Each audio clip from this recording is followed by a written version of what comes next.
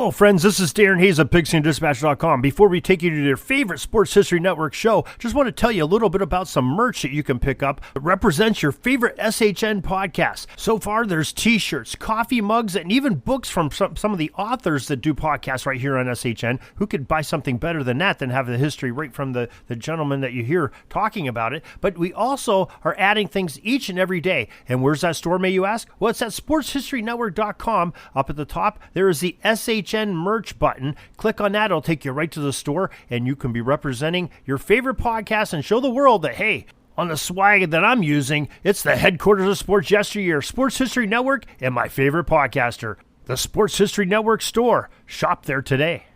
In our mission to preserve football history, we're going to take a little bit of time to preserve a little bit of tradition of the college football game and a nickname of one of the more prominent schools in Division I football, Penn State University. We have the story and more coming up in just a moment.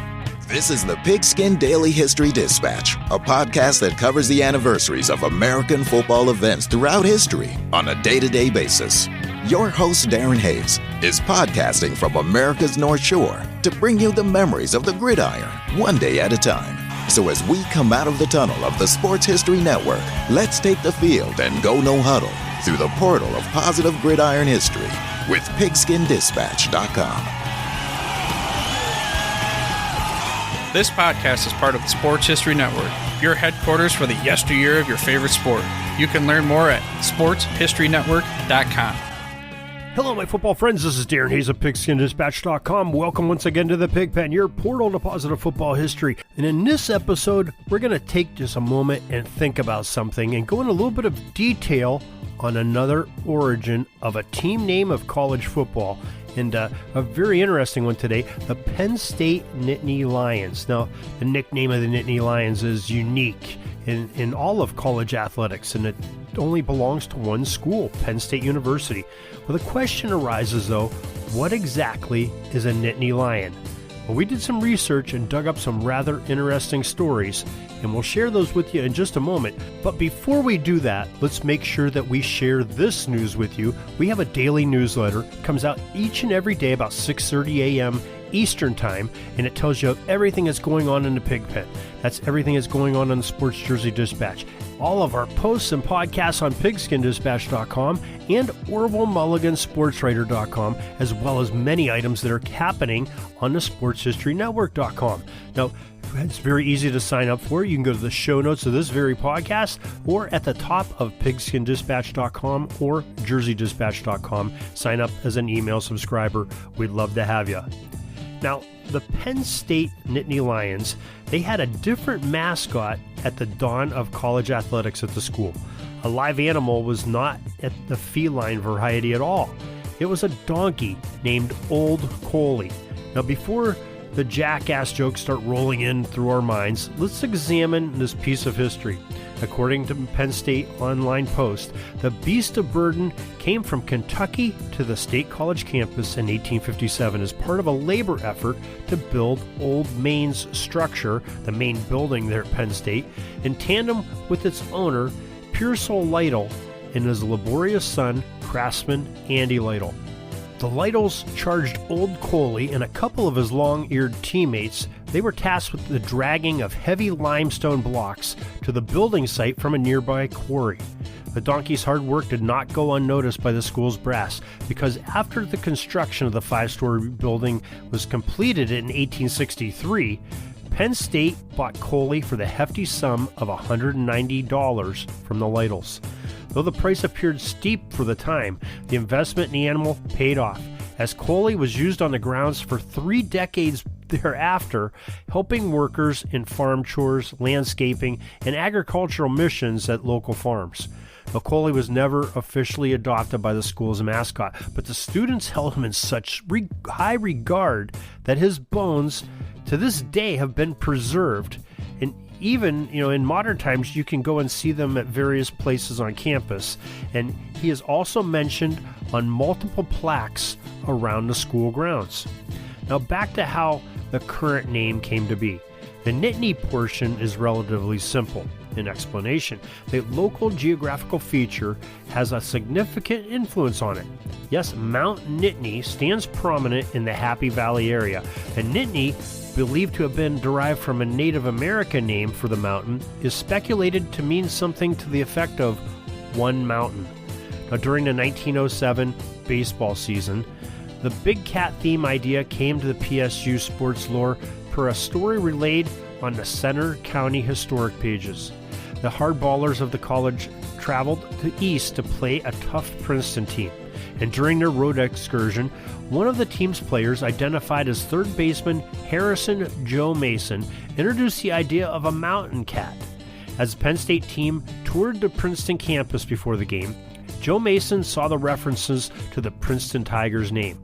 It must have got his wheels spinning, because when confronted in some of the competitive pregame banter with Princeton players, Joe stated something to the effect that, if you think that Tiger's tough, then you never met a mountain lion that lives on old Mount Nittany. Now, Mason added that the Big Cat was never beaten in a fair fight, and neither would Penn State's baseball squad be this day. That day, Mason was right, as Penn State won the ball game over Princeton, and a little bit of a nickname was born. Mason later pitched the idea of the mountain lion to a school periodical, and eventually it took hold and was adopted as the college's official mascot. By 1914, a song called Nittany Lion was published by Jimmy Layden, and the first costume person in a lion outfit occurred in 1921. But for a decade or two, the appearance of what this big cat looked like was a little bit confusing.